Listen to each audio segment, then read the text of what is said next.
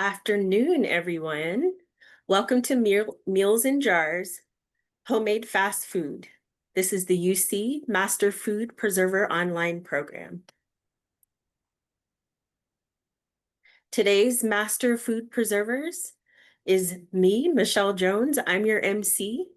We have our Q&A moderator, Mary Nazara, and we have our presenters today, Penny Pearson, Mary Nazara, and Ellen Goodwin.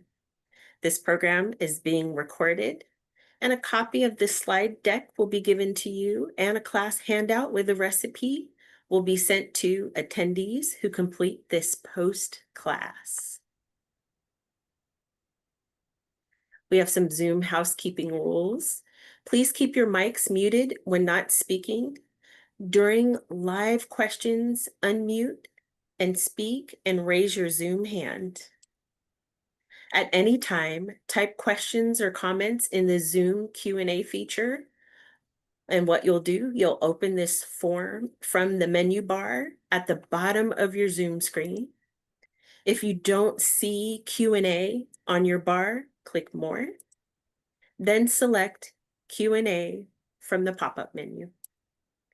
Again, during open discussion, just speak up.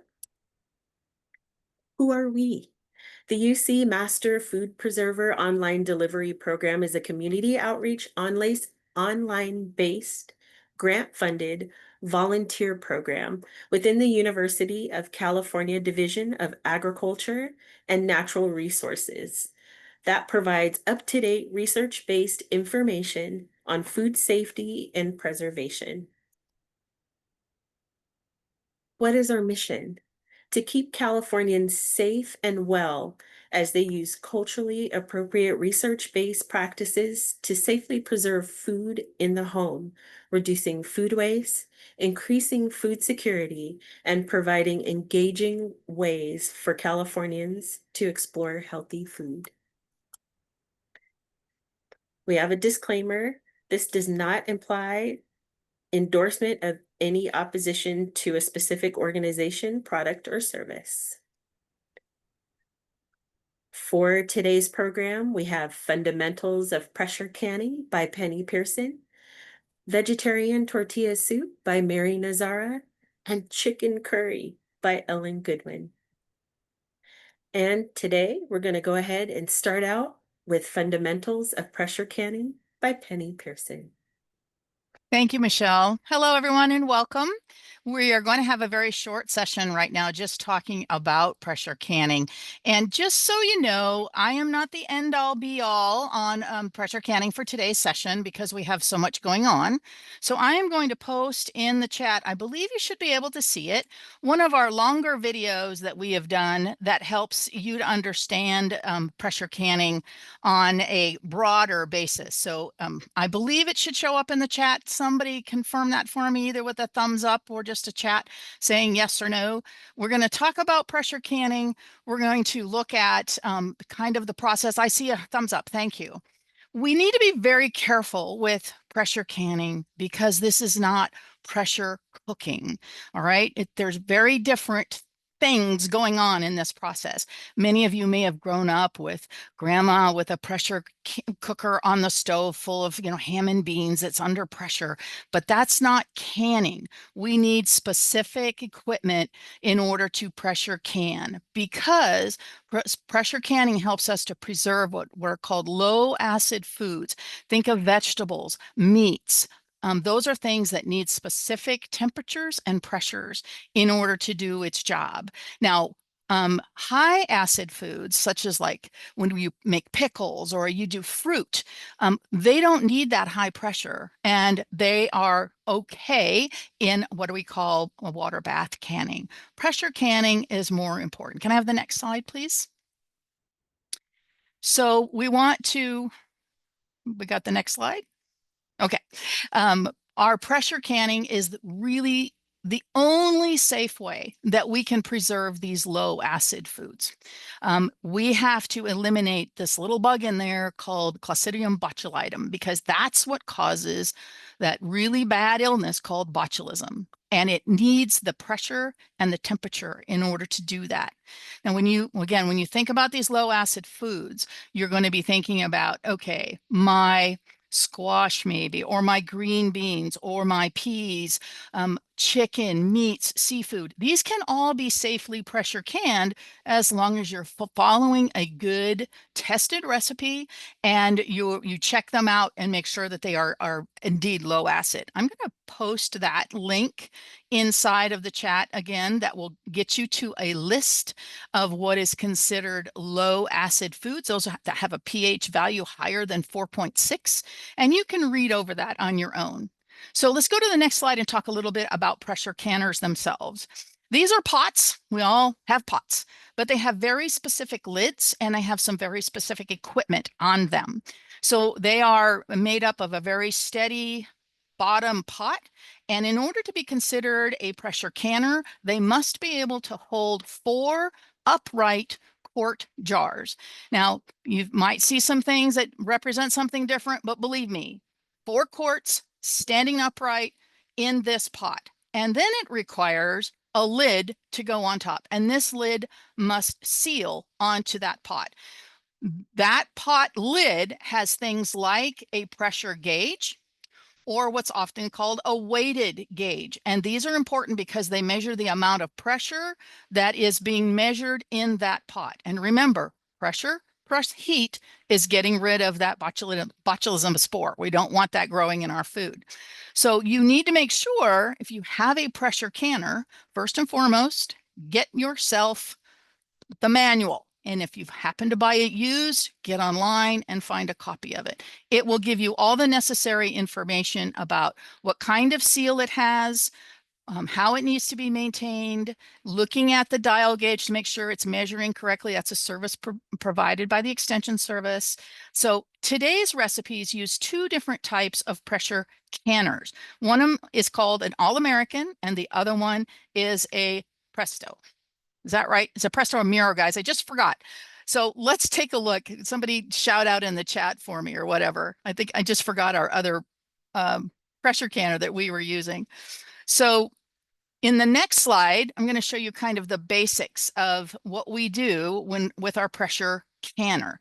We need specific equipment. The image on the far left is basically that little green thing is our jar lifter that lets us get the jars in and out of this very hot pot safely.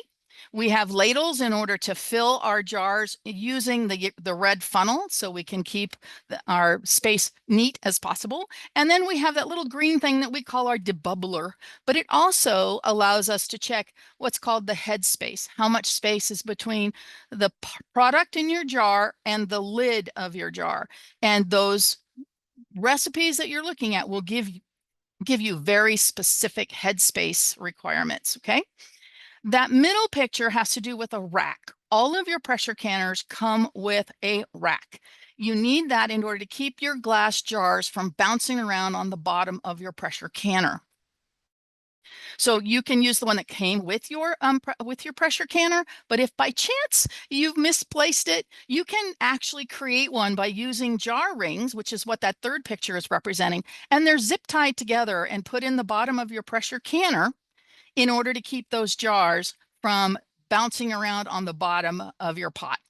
Now, I said that we were using 2 different pressure canners. So when we look at the next slide, we're going to see that we have,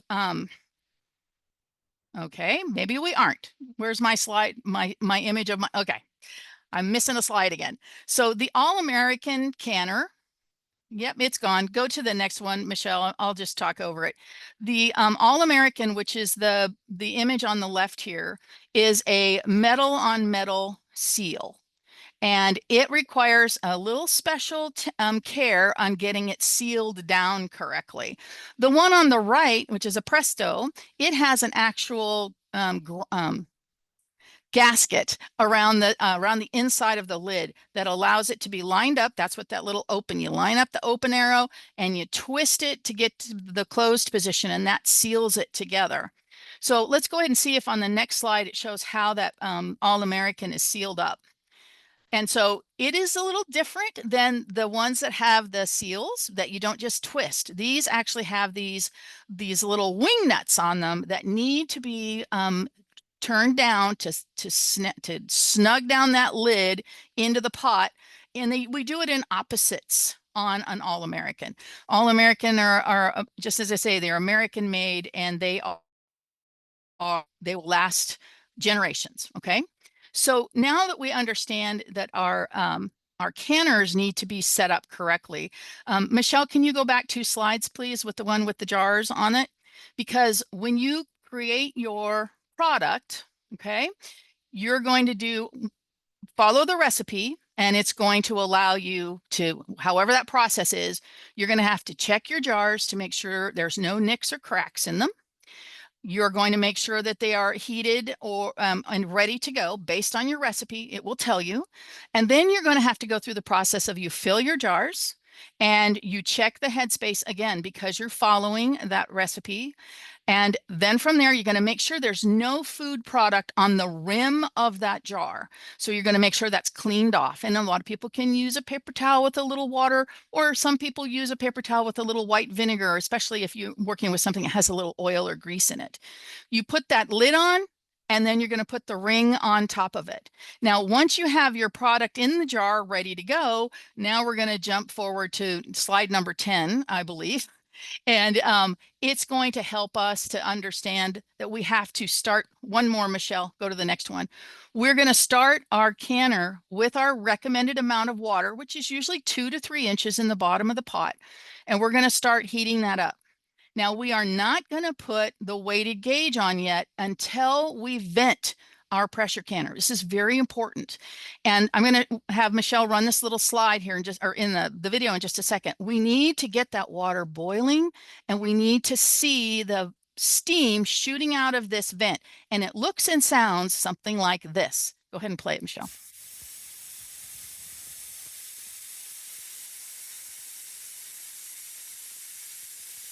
Now, this is called venting. And we need to vent our pressure canners for the recommended time, which is usually about 10 minutes. And again, your pressure canners will have instructions on how to do this. Once we have done that venting for that 10 minutes, we're going to then put our weighted gauge on that vent. And we're going to wait and make sure that we can see and or hear when we reach pressure. Now, if you have only a weighted gauge, that weighted gauge will start to rock, and it will rock about 4 to 5 times in a minute. And that's important because what that means is that your water and your temperature inside of that pot has reached the right pressure dictated by your weighted gauge. So if you're supposed to be at, 10 pounds, you're going to start hearing it rock. If it rocks too fast, it rocks real quick, it means your temperature's too high and you have a little too high of pressure. So you control your pressure through controlling the heat you're applying to your pot. All right. Now, let's go to the next slide because we've steamed it. We've got our weighted gauge on it. And you got to remember, pressure canners are very safe. They're very safe. I know there's lots of anecdotal stories out there about grandma's pressure canner blowing up or something. That is no longer the case. There are such wonderful safety guards in place on your canners. They all have some type of safety release valve if your pressure happens to get way too high.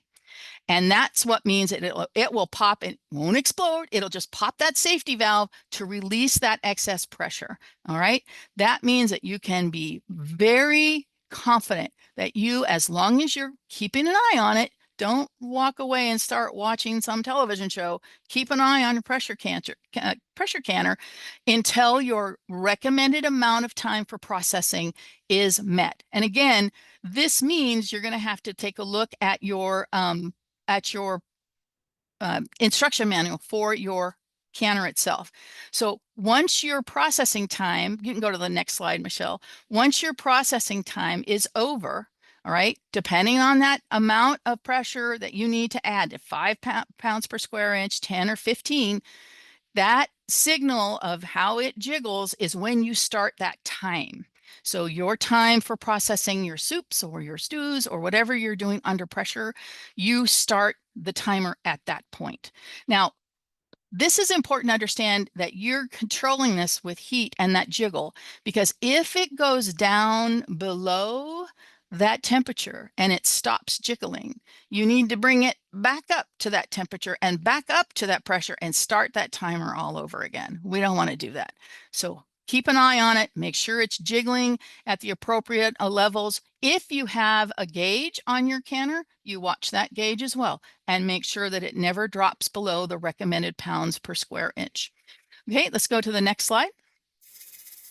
The most important part of the process of pressure canning is when you're done. When that timer goes off, you need to let that canner cool down. The cool down process is one of the most important because that's basically where a lot of all this magic happens of sealing the jars and getting them ready for long-term storage. So you're going to be turning off the heat as recommended on your recipe. You're going to let things set in that canner until the pressure in that canner gets to 0. If you have a pressure gauge, you're going to see that go to 0. If you have a little pressure vent, that will fall and be flush with the lid of your pressure canner. And once it's at 0 is when you can remove that lid. And usually recommended times to let sit in an open canner. You let your product in that canner sit for anywhere of around 10 minutes. Once you've let it set, because these puppies are hot, they're bubbling, they've been doing their thing for your processing time, and you are going to take that jar lifter and lift it straight out of that canner and put it on a rack with a towel or just a towel on your countertop, because we don't want any big shocks between a very hot jar and, say, a cold marble countertop. To let them sit and cool from anywhere to 12 to 24 hours. Once they've sat, then you can come back and check the seals. And that's what this image on the left is doing. You're basically you're picking it up from the lid. The rings have been taken off. And if you have a good seal, you can lift it gently from the countertop by an inch or so, and you know you have a really good seal. The top of the lid will be indented. As you take these out of a pressure canner and let them sit on the countertop, one of the favorite sounds a pressure canner can make, or somebody who's making something with a pressure canner, is the ping. And it's this poink, poink, poink as all of your cans are sealing down tight. Once you've done that, you can wash those jars off if they need to be and label them, and they're now ready for long-term storage. So what I've given you is a really quick overview of pressure canning. Be sure to check out our other recorded sessions on high pressure canning, and it will give you lots of resources there as well. But for now, I'm going to give you like a couple of minutes. If you'd like to raise your hand and let us know if you have any questions, we'll try to get them in for you before we move on to our next presentation.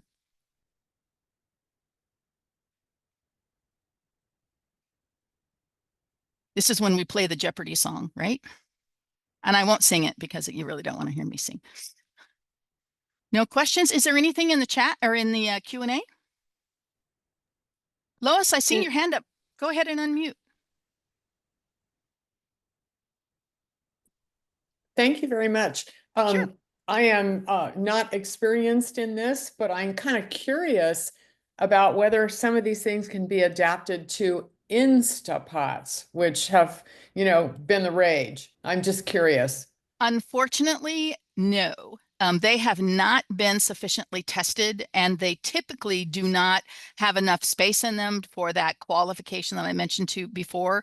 Yeah. They're just not, there is no good research to show that they'll actually get to temperature. Maybe someday in the future, but not right now. They are not considered a safe process.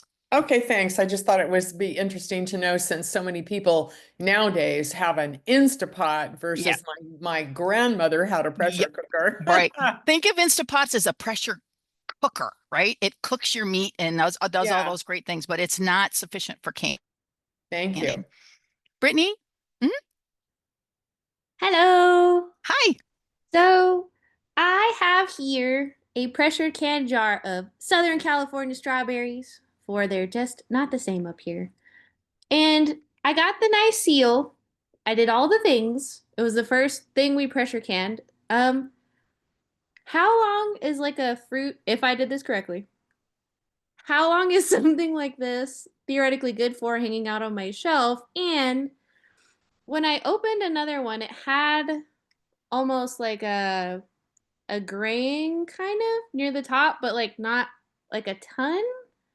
Like it just looked like a slight discoloration. It didn't smell bad, didn't taste bad, and I didn't die. So, how do you kind of like know for sure if you got a good seal, if it's Well, still good? Brittany, you can do that little lift test. If you put your hand under the bottom and you try to lift it, it's sealed, right? It's not coming apart. So you have a good seal. Typically, the recommendations are you use your canned products within a year for best quality and flavor. So, a year is a good earmark. Now, that doesn't mean that something gets holdover. I'm terrible about my rotation sometimes, and I'll find something from 2 or 3 years ago. The discolorization, at least in my case, has been because it was exposed to light and your foods will oxidize and they'll get a little darker. That does not mean the food is bad, but some people, that's entirely your decision, but I have never found it to be bad, moldy, or anything like that. It's just that they have discolored due to oxidation. And I have other of our MP3s, you are not audiophiles, our master food preservers that have other experiences as well. But in generally speaking, when you're doing your canning, your best year for quality, etc., is try to get them eaten within that first year. Awesome. Thank So you. you're welcome. So I think we'll go ahead and move on. Our next presenter is going to Penny, talk to us. Oh, sorry. Penny, you have one more question in the chat. Marina Okay, I wanted see to it. know if I have an Oh, electric stove, how can I regulate the heat safely? thank you, Mary. This is one that I felt like I was chasing tigers when I tried to can on an electric stove, because electric stoves are not as responsive as, say, gas. And I've even heard even on the what are those surface ones now? I can't remember the name of them, where you just have the flat surface that you can cook on. They're supposed to be Induction? induction, yes. So electric to me has always been tough because I would chase it. And it means in my experience, it means these incremental changes in your heat.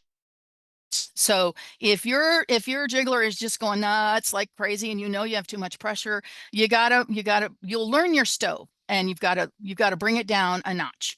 And sometimes if it's a literal notch on your dial, that may be too much. So you've got to learn your stove, and and I would practice. I mean, you just practice canning some jars of water where you can see how your pressure canner behaves on an electric stove.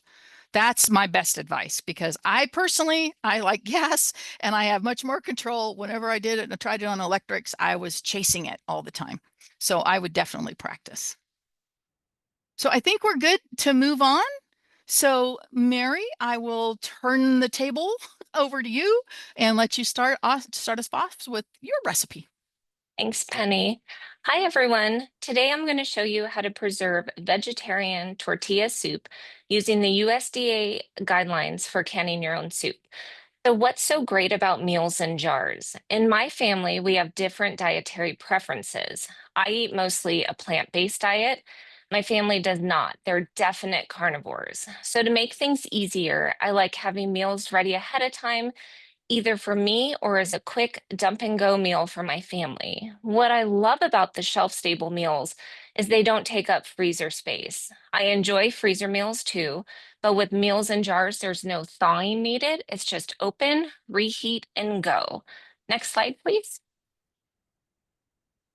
So today we're going to talk about prepping your work area, equipment needed, prepping the canner, the recipe, making the soup, and the canning process. So first step, we need to start clean. You're going to prep your work area. So clean and sanitize surfaces, countertops, refrigerator handles, stove knobs. cell phones, because those can be kind of gross. I don't know about you, but many times I'm canning or making a recipe and I have to grab my phone to look something up. So it's better just to clean it ahead of time. So cleaning is just simply removing dirt from surfaces using soap and warm water, and then cleaning with using clean water to rinse it off, and either allow to air dry or dry with a clean paper towel.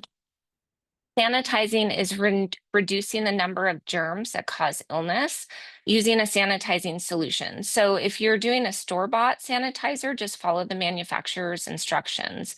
You can also use a diluted bleach solution, which is 1 teaspoon of bleach per quart of water. And then you just spray the counters and allow it to air dry. All right, so let's get back to prepping your work area. Don't forget to put your hair back and wear a clean apron. The apron not only protects your clothes from food, but it also protects the food from anything on your clothing, like pet hair, dirt, anything like that. And make sure to wash your hands throughout the process. Next slide. So the equipment needed is a pressure canner, as Penny mentioned. With low acid recipes, the only safe way to process is in a pressure canner. You'll also need a rack, which prevents the jars from jiggling on the bottom of the canner and breaking. You'll also need jars, lids, and bands, a jar lifter, debubbler, a funnel, and a ladle. Next slide.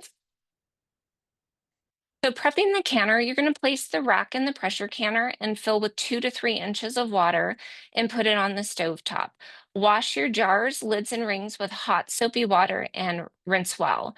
Go ahead and add the empty jars to the canners. What we're going to do is we're going to heat up the jars and canners at the same time.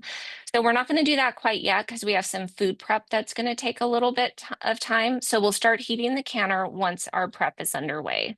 Next slide. So, in ordering to can the soup recipe, I used the USDA guidelines for canning your own soup. So what I'm going to talk about now is not the recipe for vegetarian tortilla soup. It's just the guidelines I used to adapt the recipe from Familia Kitchen's tortilla soup recipe into one that's safe for canning. So first of all, you want to start clean. You want to wash and prep all your vegetables.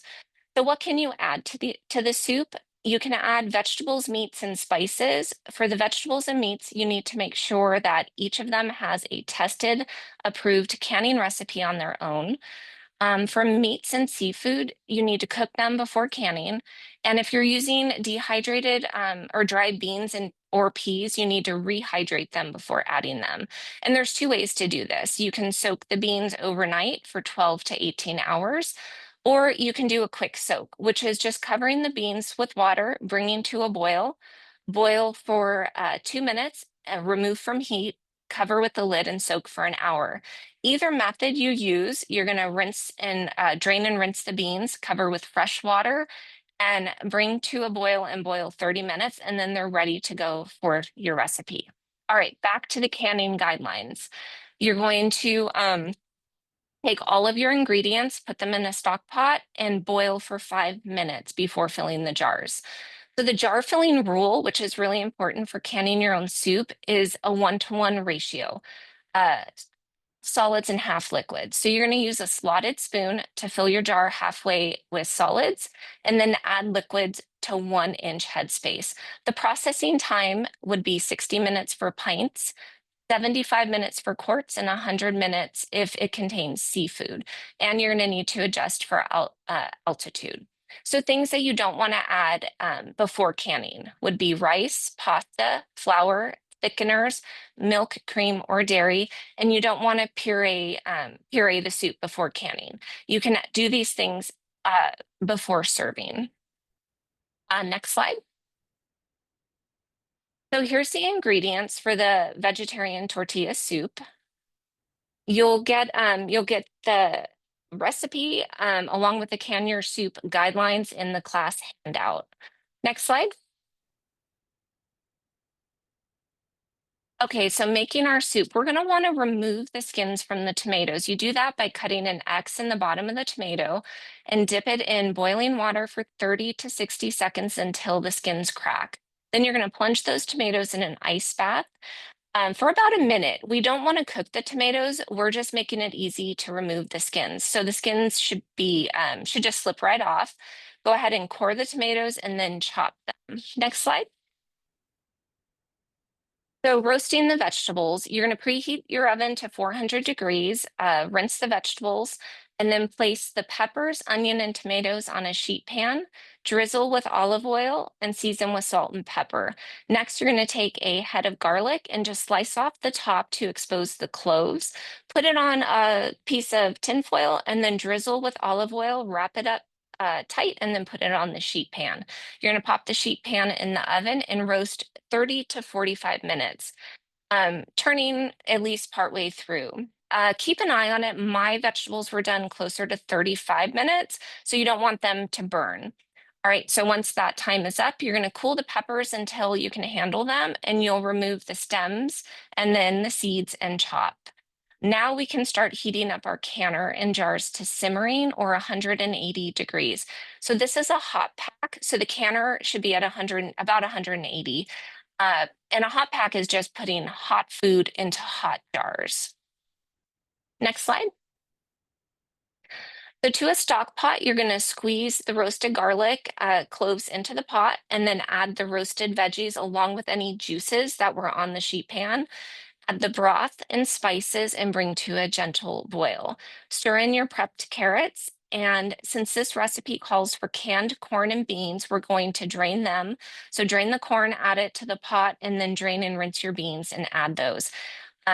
Bring everything to a boil and boil 5 minutes. And then at the end of that time, remove the bay leaves, however many you put in.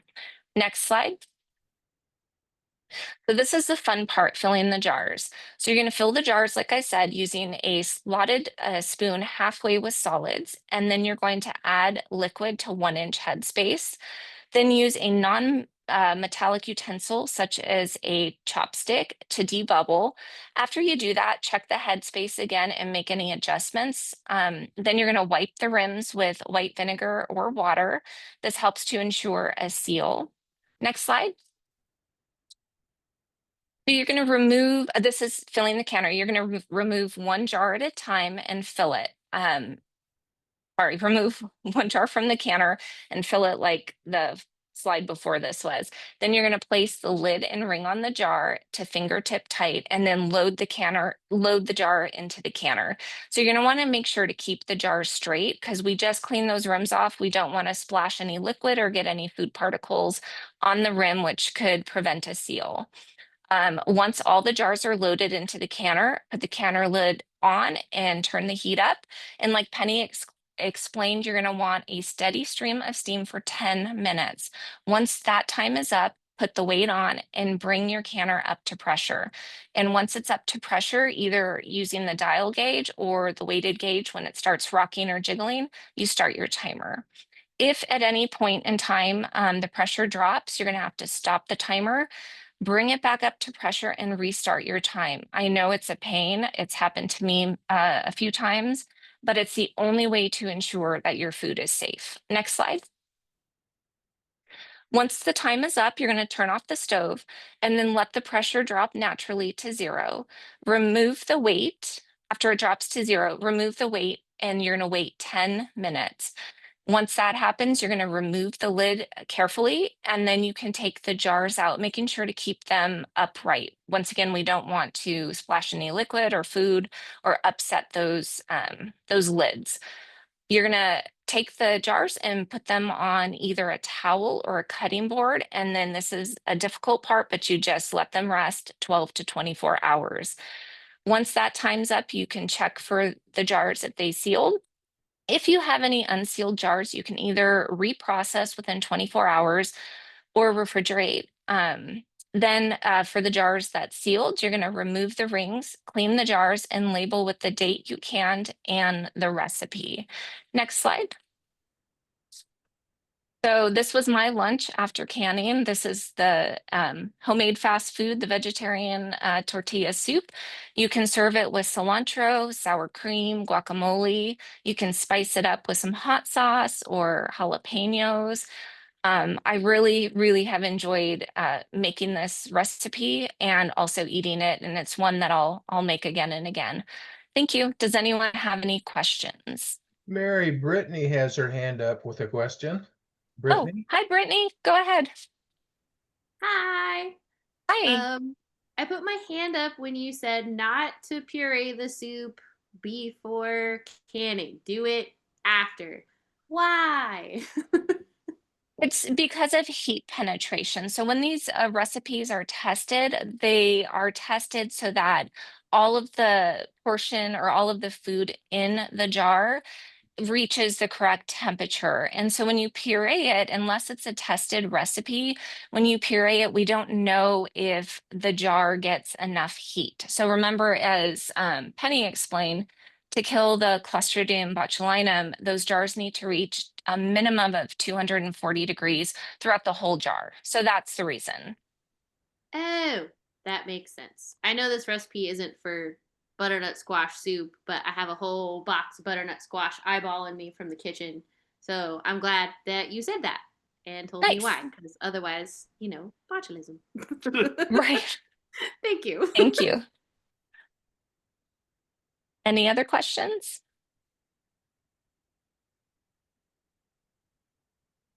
Nope. Okay, well, thank you. I'll turn it over to Ellen.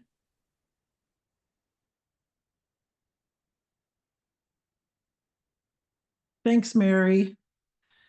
So I'm going to talk today about making chicken curry, which is another really very tasty recipe. And this recipe comes from a Ball cookbook. And we recommend that you only use tested recipes. Again, it's for safety. And Ball is a good source, but another really good source is if you just go to the UC Master Food Preserver Program website and click on resources, you will find a lot of links to other recipes. I'm sure you'll find things you like. And okay, next slide, please. So chicken curry, a nice thing to come home to after a long, busy day to have on your shelf. And other things, in the past, I've taken cans of soup or stew to work, and it's a very easy way to have lunch. And if you don't happen to have a refrigerator where you work, it's very convenient.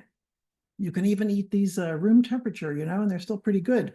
Another thing that's great for having these on your pantry shelf is when someone maybe comes home from the hospital or has a new baby and they're under a lot of stress and need some support. It's great to be able just to grab a few jars of food and take it to them. And sometimes people get a lot of food in the first few days when they need help.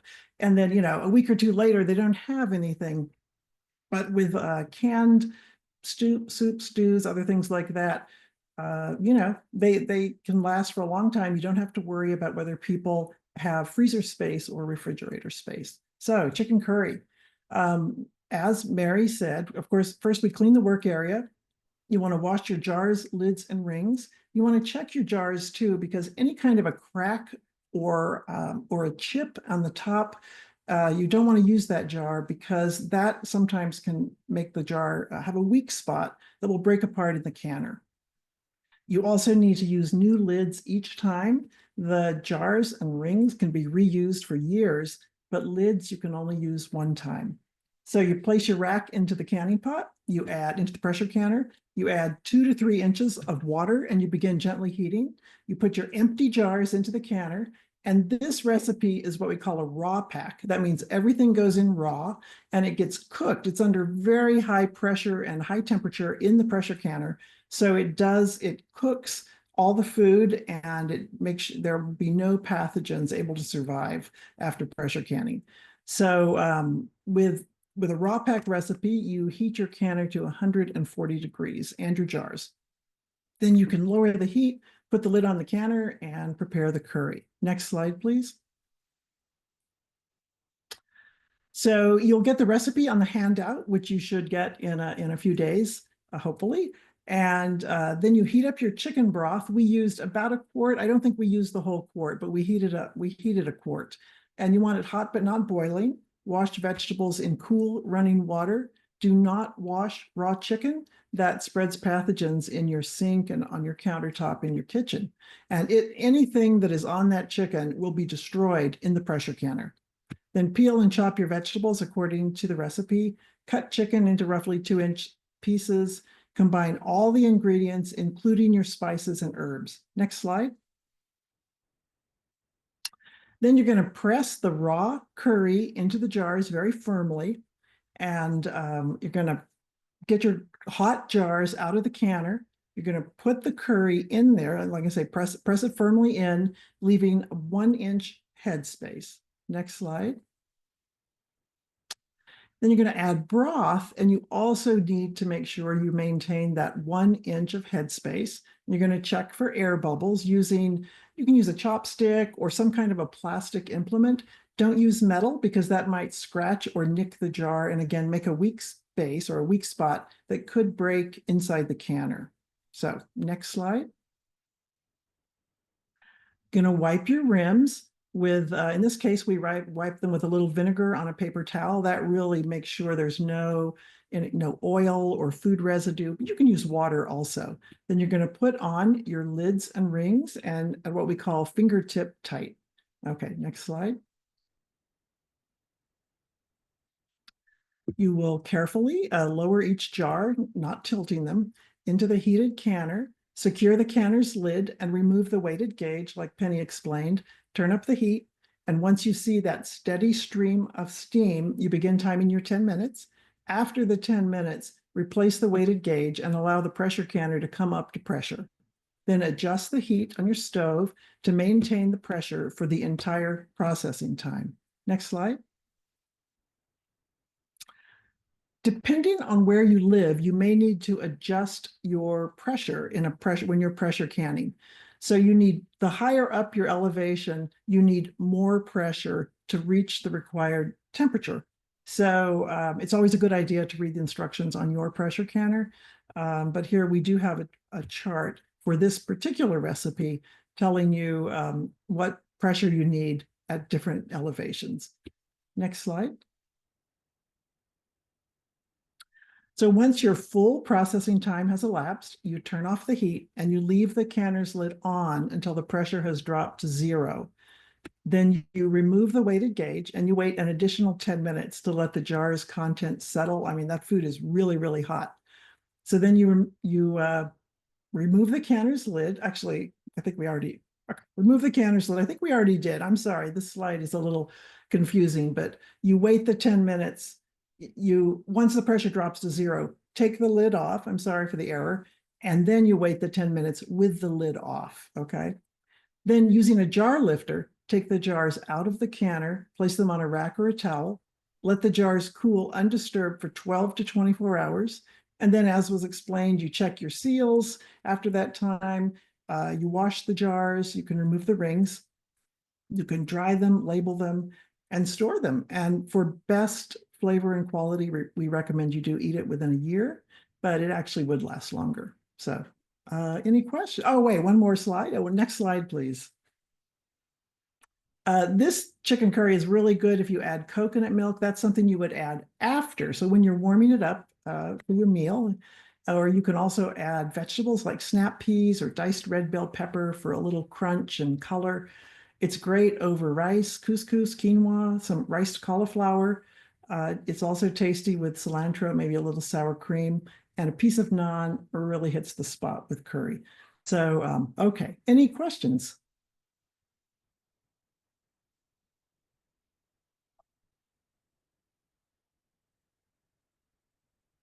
Okay. Are there any questions in the Q&A, Mary? I'll just double check. No, I answered the one that Marina had. All right. So then we will, back to you, Michelle. All right. Actually, I think there's another one that just got posted when you were asking that, Mary, from Marina. She asked, the curry recipe has you add the herbs and spices to the mixture to be canned, but I've heard that herbs can get bitter if canned. Can you review what things should be added before or after canning? Honestly, off the top of my head, I don't know which herbs. Maybe one of my other panel members would like to comment on that. This is Penny. I can try to answer my experience because I do know there are some herbs that can get bitter. And there is a difference between using dried herbs and fresh herbs. If you prefer to use fresh herbs, you should add them at the time that you cook your soup after you've canned it, because you're letting those, they're more potent when they're fresh and you're cooking them, and then they're sitting for a long time. They can get more bitter over time. I don't have a list at hand. There might be one that we can find for you, but ideally, especially the tested recipes are generally ones that used dried spices, so you use much less of them, and they do not have that same tendency to get as bitter.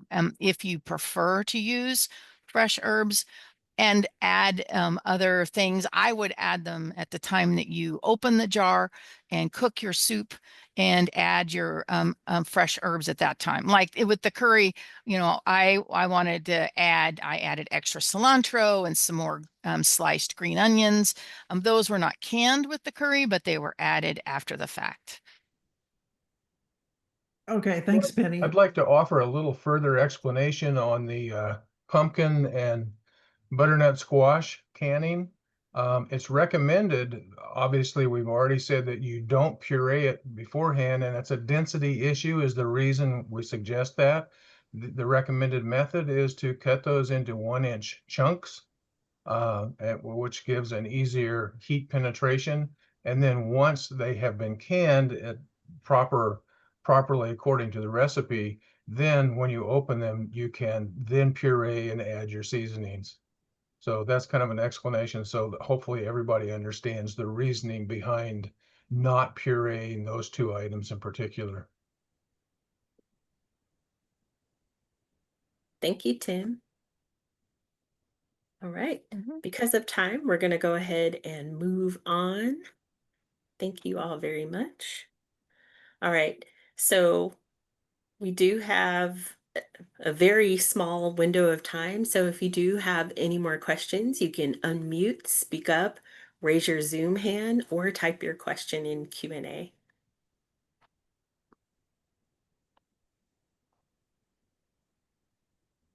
Do we have any other questions? Not in don't see- the Q&A. And I don't see any hands up either, Michelle. All right, thank you very much. I'm going to go ahead and move on. All right, here's the fun part. We have free upcoming online classes, just like the one you attended today. You can bookmark the link, or for future events and recordings of past classes. And we also have a QR code you can use too. The upcoming classes that we have are Fresh Today, Flavored Tomorrow, Preserving Herbs Made Simple. And this will be hosted by our UC Master Food Preserver online delivery program. And that's coming up on Sunday, September 28th from 4 p.m. to 5 p.m. Pacific Standard Time. And we have Pearfection, Learn to Preserve the Fall Flavors of Fall. That's also hosted by our online delivery Master Food Preservers. And that's on Tuesday, October 14th from 6:30 p.m. to 7:30 p.m. Pacific Standard Time. And Ask a Master Food Preserver. This is also hosted by our online delivery food program Master Preservers, and that's on Sunday, October 19th from 4 p.m. to 5 p.m. Pacific Standard Time.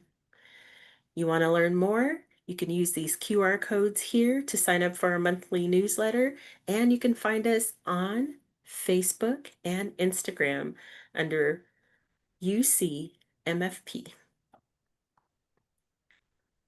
And if you'd like to become a master food preserver like we are here, you must attend one out of the 4 online information sessions that are offered in September through November.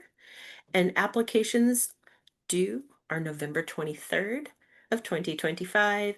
And this is an online training program. We do have in-person labs, and that starts on January of 2026. And for more information, you can scan that QR code there down at the bottom, or you can use the link to do that. And we always, always, always need input and your feedback. So when you depart this Zoom meeting today, a brief survey will pop up in your browser and you'll complete that, help us improve, and we'll send you this slide deck and a class handout with the recipes and tips. And we all want to thank you so much for your time, attention, and questions, and happy preserving to all of you. Have a good afternoon and have a wonderful Saturday. Thank you. Bye, everybody.